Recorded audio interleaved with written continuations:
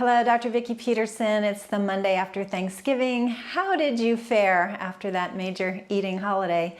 Were you disciplined? Do you feel great today? I do, but that's kind of what I do for a living, so that goes without saying. But, you know, how do you feel? Are you exhausted? Do you have digestive upset? Are you craving sugar like there's no tomorrow? Do you feel like your immune system is a little compromised? So many lovely things can happen. Or are you just stressed out because you were maybe hosting or hostessing, or just the travel of the holidays. So a lot of things can happen around the holidays, and I thought it would be good to kind of regroup post-Thanksgiving, get ready for the rest of the full month that we have ahead of us until the new year, when we all sort of just go, okay, back to it, let's take good care of ourselves.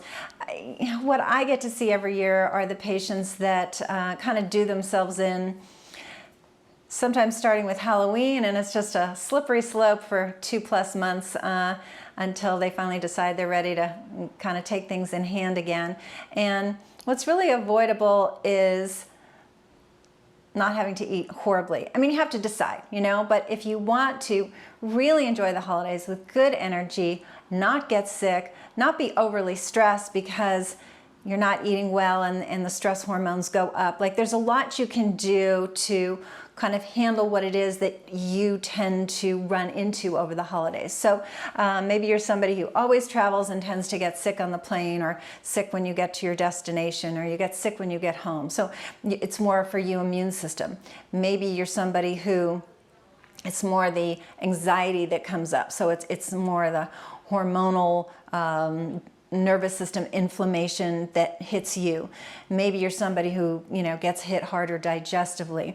Regardless of what it is, there's definitely great strategies that we can launch into now so that you can really enjoy the holiday season and not feel like a truck ran over you by the first week in January. I saw this little report of a gentleman who he was actually coming back from his honeymoon in Cancun, Mexico, and I guess he lives in the UK, and he had paid quite a bit, over $1,000 for his flight, and had gotten an upgrade. I mean, it was his honeymoon after all. He also paid extra for his gluten-free meal, and got on the plane only to be told for this 10-hour flight that there was no gluten-free meal. They were sorry, but it wasn't something that they absolutely guaranteed. And he proclaimed the only thing they could find on the entire plane for him was some popcorn and some chips for 10 hours. So definitely, I would never rely on plain food, especially for me, because I'm plant-based and gluten-free, so it's literally impossible to find a meal that corresponds to all of that. But definitely never travel without being armed with enough food, whether the flight's delayed. Certainly, again, relying on the quality of food on an airplane is not something I would recommend, but have your snacks, you know, have enough food that you're not starving and cranky. And then depending on immune system and how that fares, there's definitely a protocol that we have sort of leading up to a flight, during a flight, and after a flight that really makes your immune system more robust, so you're less likely to get ill with all that recirculated air on the plane. So even if people are sick on the plane, which inevitably they tend to be, especially at this time of year, you don't have to succumb as well. So yeah, so there's really good strategies. I also want to say that people who begin a program at this time of year are always very, very happy that they did, because they have more discipline, they have more, you know, they have us behind them as a team, supporting them to do the right things through, you know, a lot of temptation and stress. So if you've been thinking about starting a program, it's so easy to say, oh, wait until January. But the patients who start at this time of year, one for one, are so happy that they did, because they had, as I said, that support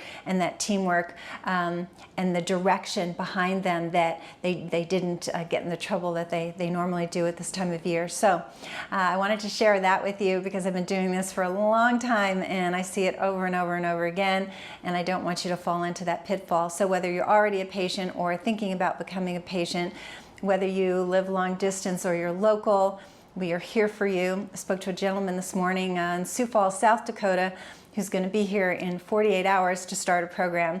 And I loved his comment, you know, and he was like, health is wealth. And he's been suffering for over a year and has really been searching. And after we spoke on the phone, it was pretty clear that we felt we could help, and he's very encouraged. But I love that, you know, health is wealth. There's nothing more valuable than your health. And it certainly is true if you want to flip it and look at, you know, having all the money in the world, but you feel terrible. It doesn't get you far, right? You know, you could have a lot of resources financially, but if you feel awful, you're not going to enjoy it, certainly. So anyway, I hope this holiday finds you well, but if it's not as well as you'd like to be, and you really have an intention to get healthier starting in the new year, now's the time to get started. So give me a call. We can do a consultation, again, whether you live locally or not.